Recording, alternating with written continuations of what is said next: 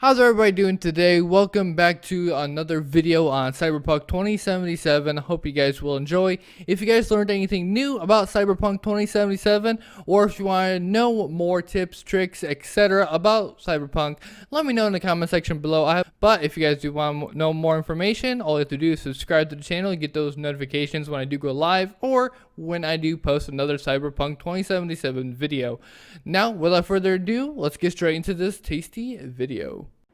Now, a very good and useful tip for all those beginners on Cyberpunk is that if you say don't know where your car is or don't have any access to a car that you own for whatever reason, you can easily just take a car from somebody else and you will not have the cops called on you, and you will not have a warrant or anything against you in the game. So say if you wanted to get to a place without having to run or walk, or even fast travel for whatever reason that is, you can easily just steal a car just to get to that location. Now, for those of you who tend to do a lot of side missions and try to get money or anything else off of them, whether it be guns or cash or anything in general, you might want to try and be very specific about your dialogue when you're talking to any characters in the game. Now, there might be some times when there might be yellow dialogue and you have choices to choose between them. That basically means there are different opportunities for you in this mission, and it's up to you to try and get the opportunity that is best fit for the end of the game that you want. So make sure you are careful about which dialogue you choose, because they do reflect on the ending of that specific mission, or it might affect your storyline in general. Now, just as a quick fact for all of those of you who have ever actually tried a side mission and turns out you don't really want to continue it, whether you're dying numerous times or whether you're stuck on something, whether it's a glitch or something else in the game, you can always just opt out of finishing the mission and come back to it later to see if it fixes itself, or you can actually save before you get to the mission and load before you started it in general, and it might save you a lot of time. Now, aside from dialogue, your actions can also reflect on the consequences of what could happen in any storyline or side mission in the game. So say if one of the characters asks you to back off while they take care of a situation that you are not involved in, and you do not take them at their word and get in the middle of it anyway, it could really reflect on something you do not want to get in the middle of in the game in general. Now, if it's something you do want to try and go into, whether it's some secret event that might happen if you do get involved, you can go ahead and do it. But if you want to try and just go through the story the way it's meant to be handled, I would try and follow the dialogue and whatever the person or character is telling you to do in general. Now, if you're a player that likes to be very sneaky when you're in a mission or in a fight in general, here's a quick tip for you. If you want to try to be sneaky as possible and try not to let the enemy know that you're there, it's probably a good idea to have a lot of mods that you can buy around the city and the map in general. These mods can vary from giving people diseases or controlling their eyesight, making them vulnerable to, be hacked and everything else.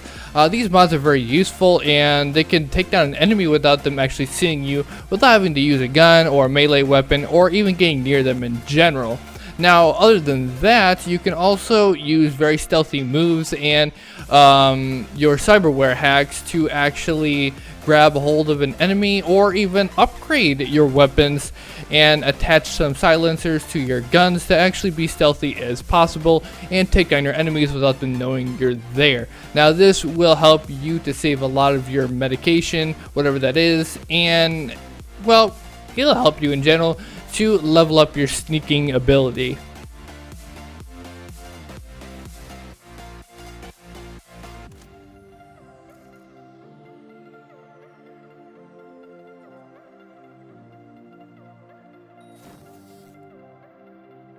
Now, another ginormous tip that I even use a lot because it has helped me level up faster is that when you're about to leave, say, a warehouse or a location, in the middle of a mission, most of the time you will be able to actually tell the character that you are with that you want some time to actually collect your thoughts or do something or look around, and that mostly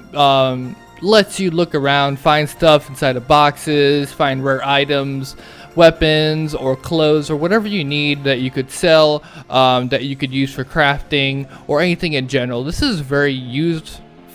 if you are trying to level up faster in the game, if you're trying to craft something very rare that you need equipment for, or hacks and everything else. So if I were you, I would take advantage of the opportunity to hold off on continuing the mission, just so you can go around, collect some of the supplies that you find around a warehouse or any kind of shop in general, and take that to your advantage to craft and make more money off of your game itself.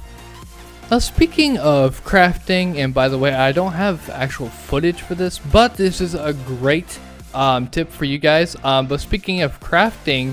a great and huge tip, and something you might not want to forget, is that when you get a rare weapon, it is so much better to actually break down that weapon for parts so that you can craft or even upgrade your current weapons. And even if you have legendary weapons that may even be worse than the gun you have now, whether it's damage or mods or anything else, you can actually break it down and use some of the